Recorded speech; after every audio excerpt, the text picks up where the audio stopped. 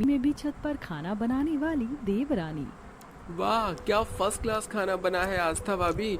2 और गर्मा गर्म पराठे और थोड़ी पनीर की भुर्जी देना। अभी लाई देवर जी। आस्था पसीना पसीना होकर भुर्जी पराठे लेकर रसोड़े से आने लगती है, तभी फिसलने से बचती है। संभाल कर आस्था बहू, कितनी बार कहा है जमीन में पैर दबा कर चला कर, पाँव भारी है, 9वां महीना चढ़ गया है तुझे, अभी कोई ऊंच नीच हो जाती तो। बड़ी बहू, अभी तुम नाजुक दौर से गुजर रही हो, आराम किया करो। डिलीवरी तक खाना तुम्हारी सास बना लेंगी। पर बाबूजी, मुझे आप सब लोगों को खाना बनाकर खिलाने में खुशी होती है। वैसे भी एक कुशल गृहिणी होने के नाते ये तो मेरा कर्तव्य है। तभी ऋषभ मस्करे के मिजाज में कहता है, पर भाभी आज तो आपने पराठे ज्यादा ही सेक डाले हैं, बेचारे पापड़ के जैसे कुरकुरे हो गए हैं। दाल चावल पर मस्त लगेगा, बाकी पनीर की भुर्जी भी खास नहीं बनी। अच्छा, बरखुरदार को पराठे पापड़ लग रहे हैं तो रहने दीजिए, मत खाइए।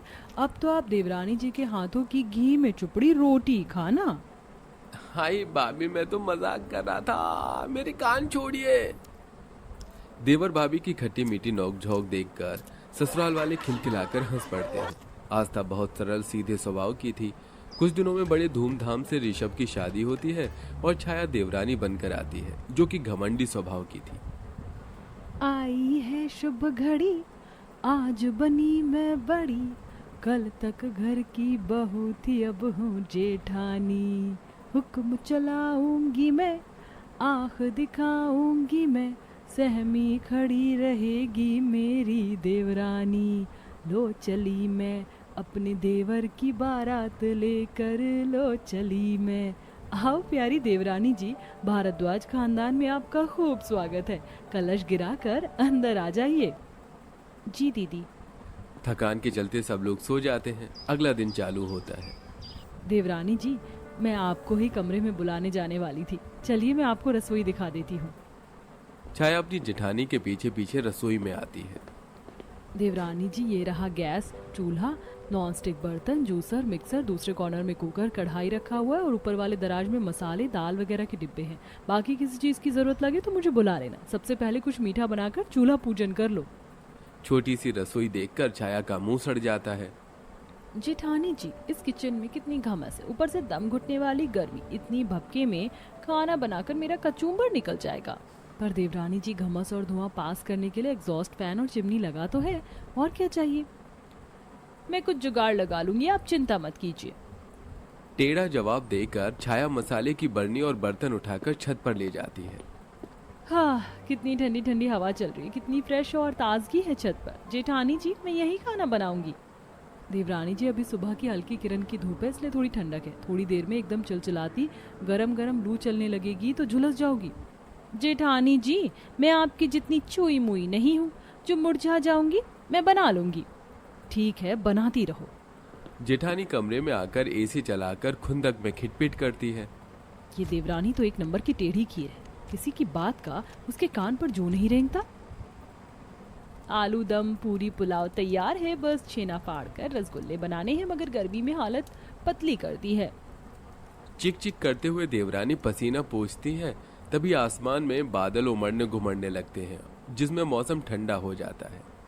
खाना बन गया है, सब लोग खाने के लिए छत पर आ जाइए। ठंडक भरा मौसम देखकर सब लोग छत पर आते हैं और देवरानी के देसी स्टाइल से पकाया खाने को स्वाद लेकर खाते हैं। वाह बहू, छोटी बहू, आज तो तुमने चूल्हे पर खाना बनाकर गांव की मिट्टी याद दिला दी। और ये चूल्हे की रोटी तो खाने में बड़ा सौंधी सौंधी लग रही है। सच में छाया बहू, तूने तो देसी खान पान से जेठानी को पछाड़ दिया। वैसे आस्था बहू भी खाना खूब स्वाद बनाती है, मगर उसका हाथ तेरे मुकाबले थोड़ा खींचा खींचा सा है। थैंक यू मम्मी जी। पापा जी लाइए, मैं पंखा करती हूँ, आप लोग आराम से खाइए। क्या बात है, मेरा तीर तो सीधे निशाने पर लगा है, मेरी जेठानी तो जल भुन के खाक हो रही होगी। चलो अच्छा है, परिवार में छाया ने अपनी जगह बना ली है। इसी तरह अगले दिन आस्था तड़के सुबह टहलने के लिए छत पर आती है। हाँ, मन बड़ा बेचैन बेचैन सा हो रहा है। छत पर थोड़ा योगासन कर लूंगी और टहल भी लूंगी। ये छत पर इतनी तेज धुआं कहाँ से आ रहा है? छत पर आकर आस्था देखती है कि देवरानी चाय उबाल रही थी। मार्बल वाले छत के फर्श को काला काला देखकर जेठानी का मुंह चढ़ जाता है। छाया, तुम यहाँ छत पर क्यों चाय बना रही हो? क्या किचन में रखा 4 बर्नर वाला चूल्हा काफी नहीं है? मेरा मूड मैं यहीं चाय बनाऊंगी, आपको क्या दिक्कत परेशानी है? देवरानी जी मैं प्रेग्नेंट हूँ, मैं डेली छत पर ही टहलती हूँ, अपना ये चूल्हा चौका समेट लो। देखिए जेठानी जी, मुझ पर दामन चलाने की कोई जरूरत नहीं है और मेरा तो फिक्स है, मैं छत पर ही चाय पानी नाश्ता खाना सब कुछ बनाऊंगी, समझी? तुम्हारी अकड़ तो सासू माँ ही सीधी करेंगी। जो तुमने सफेद संगमरमर वाले फर्श को नाश मारा है ना, तुमसे साफ करवाएंगी। जेठानी आग बबूला होकर सबको बुलाती है। अरे भाई क्यों सवेरे सवेरे दोनों देवरानी जेठानी कचर कचर कर रही हो, लफड़ा क्या है? तभी छाया आग में घी डालते हुए बोलती है। मम्मी जी मैं बताती हूँ, मुझसे उस छोटी रसोई में खाना नहीं बनता, मैं तो केवल छत पर चाय पानी बना रही थी और जेठानी जी मुझ पर राशन पानी लेकर चढ़ गई। बड़ी बहू ये तो तेरी सरासर गलत बात है। छोटी बहू अगर तुझे छत पर खाना बनाने में आरामदायक है तो खाना बना, तुझे कोई नहीं रोकेगा। जी मम्मी जी। पर सासू माँ, ये देवरानी कितनी चंट है। डांट खाकर आस्था कमरे में बैठकर बहुत रोती है। देखो आस्था, इस घर की हर एक चीजों को अब तुम्हें अपनी देवरानी से बांटना सीखना होगा। अच्छा मैं दफ्तर जा रहा हूँ। इस तरह देवरानी का गर्मी में छत पर खाना बनाने का सिलसिला जारी था। छत के नीचे वाला कमरा आस्था का था, जहाँ छत पर खाना बनने के चलते खूब भभका मचता। उफ, आज तो एसी भी गरम गरम सी हवा फेंक रही है। पता नहीं देवरानी इतनी गर्मी में छत पर खाना बनाना कब छोड़ेगी, नाक में दम करके रख दिया है। छाया की जेठानी के साथ पड़ोसी भी अब मोहल्ले में धुआं उठने से परेशान हो जाते हैं। एक दोपहर, जेठानी जी खाना बन गया है, छत पर आ जाइए। देवरानी जी आज मेरी तबीयत बहुत ही खराब सी लग रही है, आप मेरी थाली मेरे कमरे में लाकर दे दीजिए। इतनी भरी दोपहरी में मुझे छत पर खाना नहीं खाया जाएगा। जी अच्छा। जेठानी के आगे हामी भरकर देवरानी पसीने पसीने होकर सीधे सास के पास आकर चुगली करती है। मम्मी जी मुझे बहुत तेज चक्कर आ रहा है। छोटी बहू आ इधर थोड़ा एसी में बैठकर हवा खा ले, पसीने से तर हो गई है बिल्कुल। नहीं मम्मी जी, मुझे अभी जेठानी जी की थाली सजाकर कमरे में देना है। सच कहूँ तो मम्मी जी, जेठानी जी के लिए तो मैं घर की मुर्गी दाल बराबर जैसी हूँ। इतनी कड़ी धूप में मैं छत पर सबके लिए चूल्हे पर खाना बनाती हूँ ताकि सब लोग अच्छा खाना खा सके, लेकिन जेठानी को तो अलग से ही नखरे हैं। देवरानी की बातों में सुषमा भड़क जाती है। छोटी बहू, तूने खाना बना दिया ना, यही काफी। जिसको खाना होगा वो खुद छत पर आकर और निकाल कर खाएगा। सुषमा जानबूझकर चिल्लाकर आस्था को इस बात का ताना कसती है। बेचारी आस्था चिलचिलाती गर्मी में छत पर जाकर सबके साथ खाती है। कभी ससुराल वाले पंखा करते तो कभी निवाले खाते। ऋषभ, तुम्हें एक और रोटी दूं? नहीं रहने दो, बस पेट भर गया। वैसे कितनी धूप लग रही है, पसीने निकल रहे हैं। छाया खाना तो नीचे डाइनिंग टेबल पर भी खाया जा सकता है, खामखा धूप में मार रखा है। ऋषभ की इस बात पर सास देवरानी के पक्ष में बोलती है। चुप कर ऋषभ, इतनी भी धूप नहीं है और वैसे भी शरीर में विटामिन डी लेना चाहिए। हे भगवान, ये सासू माँ तो देवरानी जी की दुमछल्ली बन गई हैं। माथे से टप टप पसीना चू रहा है, पर यही खाना है। बेचारी प्रेग्नेंट आस्था को गर्मी में छत पर खाना खाने में पसीना छूट जाते हैं, जिससे वो मुश्किल से आधी रोटी खाती है। थोड़ी दिनों में उसकी डिलीवरी हो जाती है। जेठानी जी चलिए, खाना बन चुका है, खा लीजिए। देवरानी जी तुम्हारा दिमाग तो खराब नहीं हो गया? इतने छोटे बच्चे को लेकर मैं चिलचिलाती गर्मी में छत पर खाना खाऊंगी? सुना आपने सासू माँ? क्यों बड़ी बहू, तू क्या कहीं की स्पेशल आ रही है जो छत पर खाना नहीं खाएगी? अरे हम बाकी सब लोग भी तो खा रहे हैं ना, और इतनी भी गर्मी का कहर नहीं बरस रहा, हवा भी तो चल रही है। सास के आगे बेचारी बहू का बस नहीं चलता। आस्था रोते हुए धूप में खाना खाने आती है, जहाँ तगड़ी लू चल रही थी, जिसे 2-4 दिन के अंदर ही आस्था के बच्चे को लू लग जाती है। वहीं एक सुबह पड़ोसी भी शिकायत लगाने आ जाते हैं। अरे सुनील भाई साहब, ये क्या धंधा पानी लगा रखा है आप लोगों ने? अरे गांव देहात में थोड़ी रह रहे हैं कि रोज रोज चूल्हे पर ही खाना बना खाना खाते हैं। भट्टी बना के रख दिया है, कितना धुआं मचता है। माफी चाहते हैं रामफल जी, आगे से ऐसा नहीं होगा धुआं। अगर आज से हमें आपकी छत पर धुआं मचते दिखा भाई साहब, तो हम सीधा सरकारी पोल्यूशन विभाग वाले को फोन मिला देंगे।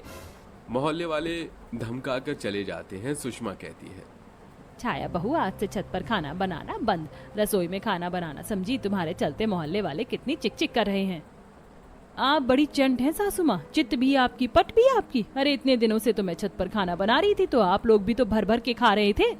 बहू मत भूल, तेरे ही भड़कावे के चलते मैंने बहू को मजबूर किया कि वो भी छत पर हमारे साथ खाना खाए। उसके चलते आज मेरा पोता कितना ज्यादा बीमार है।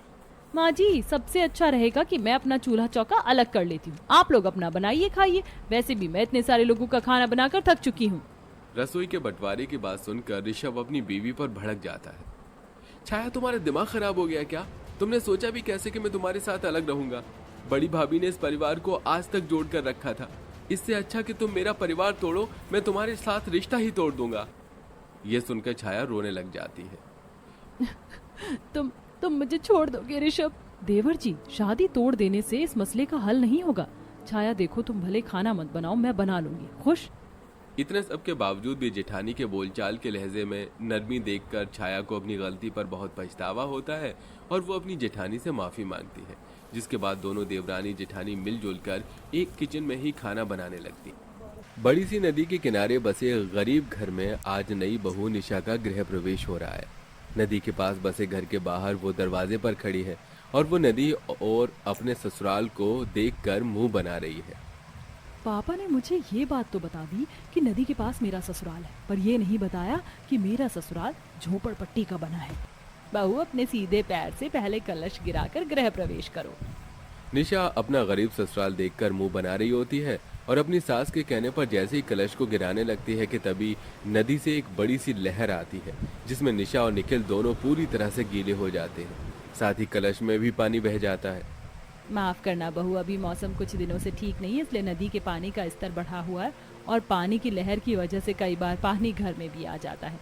मैंने तुम्हारे ससुर को कितनी बार बोला कि घर के बाहर सीढ़ियाँ निकाल दें ताकि नदी का पानी घर में ना आए, पर ये हैं जो सुनते ही नहीं। अरे भाग्यवान, क्यों नाराज होती हो? शिकायत बाद में कर लेना, पहले बहू का गृह प्रवेश करवाओ। माँ जी, जो भी रस्में हैं जल्दी खत्म करो। पूरी तरह से गीली हो गई हूँ मैं और मुझे इरिटेशन होती है जब मैं गीली रहती हूँ। इतना बोलकर निशा अपने पति के साथ अपना गृह प्रवेश पूरा करती है और जब वो घर में जाती है तो घर में जाती ही उसे बदबू आने लगती है और वो अपनी नाक बंद कर लेती। यहाँ कितनी बदबू आ रही है, समझ नहीं आ रहा सीलन की बदबू है या किसी और चीज़ की। और ये ज़मीन भी गीली है, अब क्या मैं गीले पर बैठूं? निशा, तुम इतनी भड़क क्यों रही हो? घर में चारपाई रखी है, तुम उस पर बैठ जाओ। निखिल, तू शांत हो जा। बहू अमीर घर से आई है, उसको आदत नहीं होगी ना इन सब की, इसलिए वो थोड़ा चिड़चिड़ी हो रही है। बहू तुम आराम करो। क्योंकि निशा अमीर घर से आई थी इसलिए शांति अपनी बहू की परेशानियों को समझने की कोशिश करती है और इसी तरह कुछ दिन बीत जाते हैं। ऐसे ही एक सुबह निखिल और विनोद सुबह जल्दी उठकर नदी में नाव चलाकर मछलियां पकड़ने जाते हैं। पापा, ये देखो मेरी जाल में आज कितनी सारी मछलियां फंसी हैं। आज तो अच्छी कमाई होगी मार्केट में।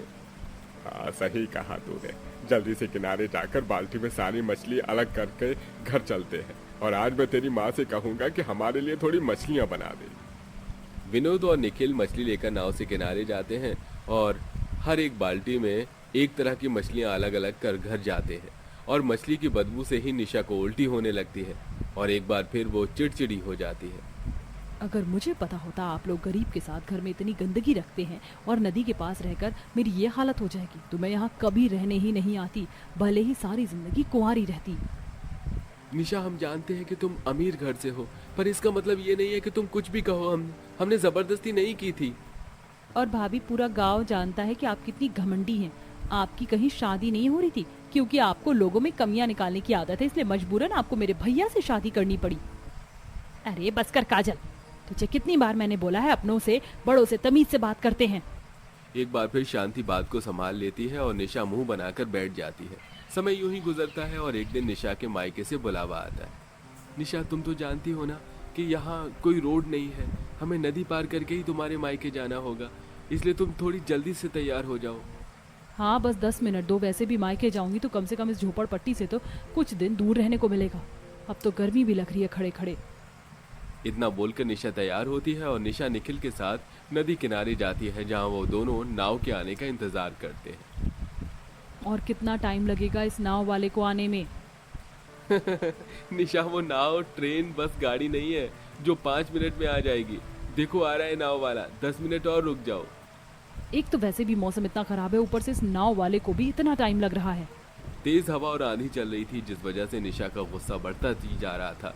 कुछ ही देर में नाव वाला आता है और निशा निखिल के साथ नाव में बैठ जाती। जैसे ही नाव चलती है, तेज आंधी तूफान चलने की वजह से पानी में लहरें उठती हैं, जिस वजह से उसकी नाव हिलने लगती है और निशा डर जाती है। पता नहीं कहाँ आकर फंस गई, यहाँ रहना खतरे से खाली नहीं लगता। चिंता मत करो, तुम्हें कुछ नहीं होगा। कुछ ही देर में निशा निखिल के साथ नाव में नदी के दूसरे किनारे अपने मायके पहुंचती है। जहाँ वो 2 दिन रहती है और एक बार फिर नाव में बैठकर अपने ससुराल वापस आ जाती है। और जैसे ही नाव से उतरकर अपने घर की तरफ जाती है तो वो देखती है कि पूरा रास्ता गीला है। यहाँ तो पूरा गीला है, पानी भरा हुआ है। मैंने कभी भी गंदी जगह पर पैर नहीं रखा और अब मुझे ससुराल की वजह से ऐसे रास्ते से होकर जाना पड़ रहा है। घर के बाहर गीला कीचड़ देखकर निशा और मुंह बनाती है और घर में जाती है। इसी तरह कुछ दिन बीत जाते हैं और एक रात पूरा परिवार जमीन पर सो रहा होता है, क्योंकि घर अंदर से भी गीला था, इसलिए जमीन ज्यादा ठंडी थी। और अब निशा को रात में ठंड लगने लगती है और तेज बुखार चढ़ जाता है। काजल अपनी भाभी के बगल में सो रही थी। वो जैसे ही करवट लेती है उसका हाथ निशा के ऊपर जाता है और काजल की आंखें खुल जाती हैं। माँ उठो, भाभी की तबीयत खराब है। भाभी बुखार से तड़प रही हैं, देखो वो कैसे कांप रही हैं। बहू क्या हुआ तुझे? तेरी तबीयत खराब थी तो तूने हमें बताया क्यों नहीं? क्या बताती माँ जी, आप लोगों को यहाँ सब कुछ कितना दूर है। मुझे लगा मैं ठीक हो जाऊंगी पर मेरा बुखार तो बढ़ गया। बहू तुम फिक्र मत करो, कुछ नहीं होगा। निखिल तू अभी बहू को डॉक्टर के पास ले जा, मैं नाव वाले को बुला कर लाता हूँ। विनोद जल्दी से बाहर जाता है और नाव वाले को बुलाता है। निखिल चादर लेकर निशा को ओढ़ा देता है और नाव में बैठकर दवाई लेने जाता है। कुछ देर में निशा दवाई लेकर नाव से ही घर वापस आती है और इस बार उसे रात का नज़ारा काफ़ी अच्छा लगता है। कितना अच्छा नज़ारा है। अब तो बुखार भी कम लग रहा है मुझे। आज से पहले मुझे ये नींद इतनी अच्छी नहीं लगी। चलो तुम्हें कुछ तो लगा। अच्छा, सुबह जल्दी उठकर देखना, जब मैं और पापा मछली पकड़ने के लिए नदी में आते हैं उस समय का नज़ारा तुम्हें और भी अच्छा लगेगा। निशा और निखिल घर पहुंचते हैं। घर जाकर निशा दवाई खाकर आराम करती है। इसी तरह 2 दिन बीत जाते हैं और विनोद अपनी बहू की तबीयत खराब देख घर के बाहर 3 सीढ़ियां बनवा लेता है, जिसमें नदी का पानी अब घर में नहीं आता। और क्योंकि अब घर सूखा रहता है इसलिए गर्मी और धूप की वजह से घर गर्म हो जाता है।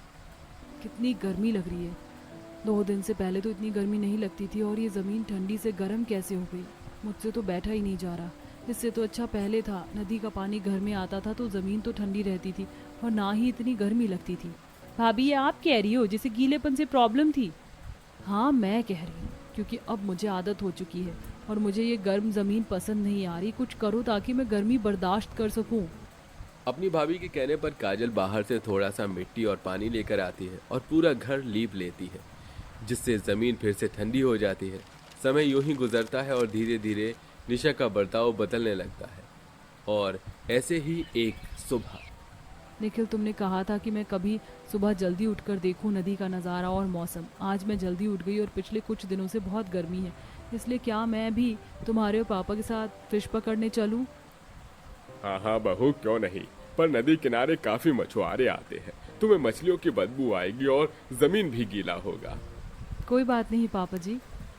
निशा का बदला रूप देखकर पूरा परिवार दंग रह जाता है। अब निशा अपने ससुर और पति के साथ मछली पकड़ने के लिए नदी के पास जाती है और नाव में बैठ नदी के बीच में पहुंचती है। निखिल मुझे यहाँ बहुत अच्छा लग रहा है। नदी में कितने सारी रंग बिरंगी मछलियाँ हैं, हम इनमें से कुछ मछलियाँ पाल क्यों नहीं लेती? और मुझे आप सब माफ़ कर दीजिए, यहाँ सब कुछ मेरे लिए बहुत नया था। मैंने आपके साथ जो बदतमीज़ी की उसके लिए मैं शर्मिंदा हूँ। इतनी बदतमीज़ी करने के बाद भी आप लोगों ने मेरा कितना ख्याल रखा है। कोई बात नहीं। तो क्या अब मैं कुछ मछलियाँ पानी के लिए रख लूँ? बेटा ये मछलियाँ फालतू नहीं है। विनोद भाई साहब बताओ अपनी बहू को। हाँ निशा, अगर मुझे कोई कभी पालतू मछली मिली तो मैं तुम्हारे लिए ज़रूर लेकर आऊँगा। अच्छा अब मैं आगे जा रहा हूँ गहराई में, तो तुम काका की नाव में घर जाओ। निखिल के कहने पर निशा घर आती है और कुछ देर बाद निखिल नदी से कुछ मोतियाँ इकट्ठा करके घर आता है और निशा को देता है। ये मोती तो नदी में मिलती है, बहुत कीमती होती है, तुम मेरे लिए लेकर आए। बहुत प्यारी लग रही है, मैं इसका हार बनाऊंगी। मुझे नहीं पता था कि नदी किनारे घर होने का इतना फ़ायदा होता है। मैं बेकार ही कुछ दिनों से परेशान हो रही थी, यहाँ तो मुझे बहुत मज़ा आ रहा है। न सिर्फ अब निशा को अपने ससुराल में अच्छा लगता है, बल्कि निशा का बदला रूप देखकर उसके ससुराल वालों को भी काफ़ी अच्छा लगता है। और एक दिन शांति निशा को शाम के वक्त नदी किनारे ले जाती है, जहाँ डूबता सूरज देख दोनों सास बहू बैठकर बातें करती हैं और निशा अपनी सास से कहती है, माँ जी मेरा सपना था कि मेरा ससुराल नदी किनारे हो और मैं अपने परिवार के साथ सनसेट देख सकूं। आज मेरा वो सपना पूरा हुआ। अब तक मैंने जितना भी आप लोगों को परेशान किया उसके लिए मुझे माफ़ कर दीजिए। बहू माफ़ी मत मांग, नई जगह आने में और वहाँ एडजस्ट होने में थोड़ा समय लगता है। और तू तो इतने बड़े घर की बेटी है, तुझे तो बहुत दिक्कत हुई होगी हम गरीबों के साथ एडजस्ट होने में। मैं समझ सकती हूँ, आप सब कुछ भूल जाओ। निशा नदी किनारे ससुराल में एडजस्ट हो जाती है और हंसी खुशी जिंदगी जीती है। ऐसे ही और वीडियो देखने के लिए हमारे चैनल को सब्सक्राइब कीजिए।